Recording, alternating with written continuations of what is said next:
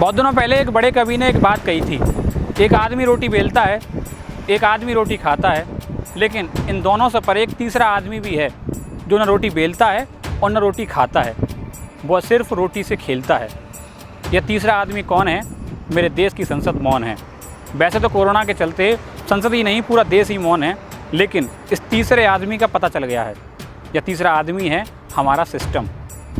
जी हाँ, ये वही सिस्टम है जिसने मज़दूरों को घर पहुंचाने के लिए ट्रेन भी चलाई, बसें भी चलाईं, लेकिन जब तक बस मज़दूरों तक पहुंचती, मौत उन तक पहुंच गई। यही हुआ औरैया में। जब एक कैंटर में भरकर मज़दूर यूपी के औरैया तक ही पहुंच पाए थे, तभी पीछे से एक ट्रक ने उनमें टक्कर मार दी और 24 मज़दूरों की ज़िंदगी का सफ़र वहीं ख़त्म हो गया। लॉकडाउन में 50 दिन बिताने के बाद जब रोटी के लाले पड़ने लगे तो ट्रकों में भरकर मज़दूर अपने घर की ओर निकल पड़े थे। जी हाँ, वह यही सिस्टम है जिसकी नाकामी के चलते रोटी रोज़गार बंद होने के बाद अपने घर को जा रहे करीब 24 मज़दूरों की ज़िंदगी का सफ़र रास्ते में ही ख़त्म हो गया। लॉकडाउन में 50 दिन बिताने के बाद जब रोटी के भी लाले पड़ने लगे तो पैदल और ट्रकों में भरकर मज़दूर अपने घरों के लिए निकल पड़े। इसी सिस्टम ने लोगों को घर तक पहुंचाने के लिए ट्रेन भी चलाई, बसें भी चलाईं, लेकिन बस उन तक पहुंचती तब तक मौत उन तक पहुंच गई।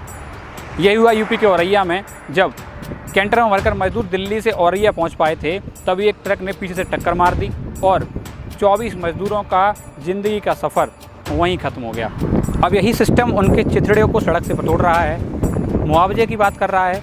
जिन मज़दूरों को जीते जी घर जाने के लिए ट्रेन नहीं मिली, बस नहीं मिली, अब उन मज़दूरों को ले जाने के लिए एम्बुलेंस भी आई, स्पेशल अधिकारियों की टीम भी आई और उनके चिथड़ों की छानबीन कर रही है। आगरा और मथुरा में 2 इंस्पेक्टरों को कार्रवाई करते हुए निलंबित भी कर दिया गया।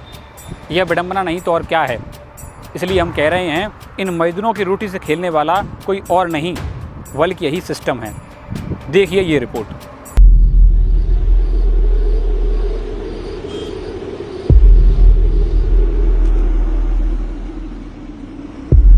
सुविधा नहीं मिला, हम लोग भूखे मर जाएंगे यहाँ कोरोना से पहले। इसलिए हम लोग सरकार से विनती करते तो हमारे राज्य भेज दे मुजफ्फरपुर हम लोग को। और बच्चे भूखा घर मर रहे हैं तो पैदा चल दिया सर। पता नहीं खाएंगे क्या करेंगे वहाँ। ऐसे अपने गांव आएंगे, अपने देश में रहेंगे, खाएंगे पिएंगे आराम से।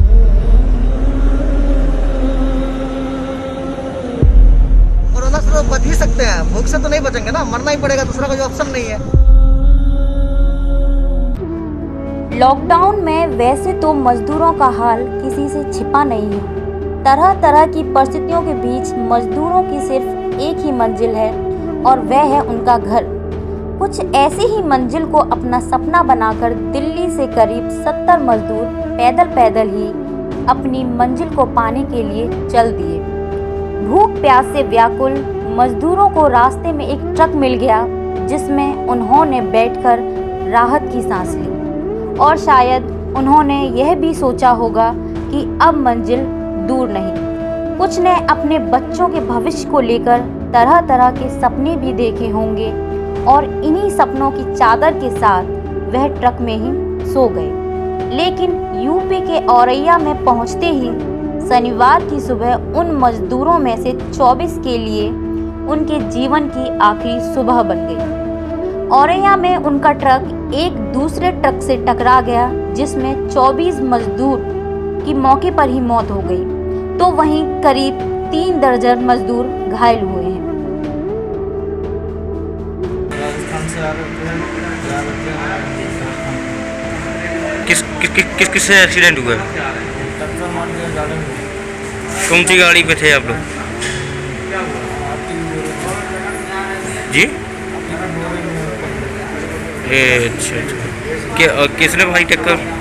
गाड़ी में पीछे से टक्कर मार दी, इसके बाद में नीचे में पलट खा गया। उस ट्रक में कितने लोग बैठे हुए थे आप? जिस रोटी के लिए मजदूर अपने घर से हजारों किलोमीटर दूर निकले थे, उसी रोटी को खाने के लिए वह वापस अपने घर जा रहे थे। लेकिन विडंबना देखिए कि उन्हें वही रोटी नसीब नहीं हुई। दिल्ली से निकले यह मजदूर बिहार, झारखंड और पश्चिम बंगाल जा रहे थे। कुछ मजदूर तो भूखे ही रात में सोए थे। सोचा था सुबह होगी, कहीं ना कहीं से रोटी मिलेगी और भूख मिटेगी, लेकिन उन मजदूरों की जिंदगी में वह सुबह हुई ही नहीं, भूख लगी ही नहीं। यह सब बहुत दर्दनाक है, लेकिन यह सब आपको देखना होगा। आपको उस सिस्टम को जगाना होगा जो इन मजदूरों की मौत का जिम्मेदार है।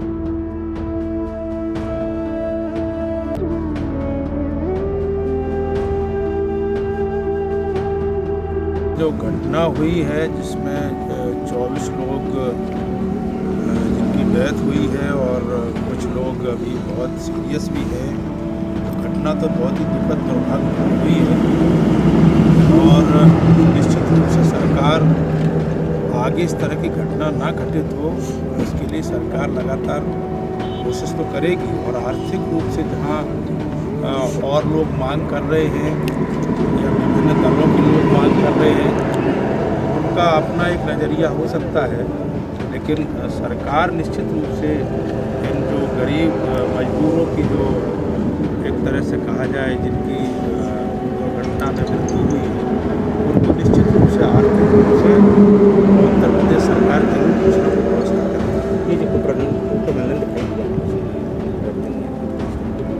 देखिए इसे हादसा ना हो, क्योंकि मरीज एनी हाउ जाना चाहते हैं। ठीक बात है, ये बात सही है कि मरीज कोई भी जो मजदूर है, कोई व्यक्ति है, वो अपने घर में जाना चाहता है और बड़ी संख्या में इस हाईवे से लोग निकल रहे हैं, जा रहे हैं, जो साधन मिल रहा है उससे वो जा रहे हैं और उसी का ये दुष्परिणाम है कि उस ट्रक में बैठे थे और जिसमें वो इस तरह का सामग्री थी जो पुट्टी टाइप की थी, जो जिसके नाक में भरने से, मुँह में भरने से ज़्यादा डेथ का जो आंकड़ा है वो ज़्यादा हुआ है।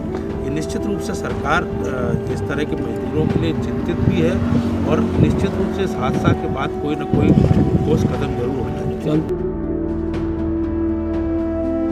हमें मालूम है कि यह सब देखकर आपको दर्दनाक और संवेदनहीन लग रहा होगा, लेकिन उन मजदूरों का क्या जिन्होंने यह सब सहा है। जब सोते सोते ही इन मजदूरों को मौत आ गई, जिन्हें आह तक करने का समय नहीं मिला। यह सिस्टम कितना क्रूर है। जिन मजदूरों के लिए जीते जी इन्हें समय नहीं मिला, अब उनकी मौत के बाद एम्बुलेंस भी है, डॉक्टर भी है, पुलिस भी है, अधिकारी भी हैं और राजनेता भी। लेकिन इन मजदूरों की बदकिस्मती देखिए कि यह सब देखने के लिए अब वह खुद ही नहीं है। ब्यूरो रिपोर्ट, खबर एक्सपर्ट।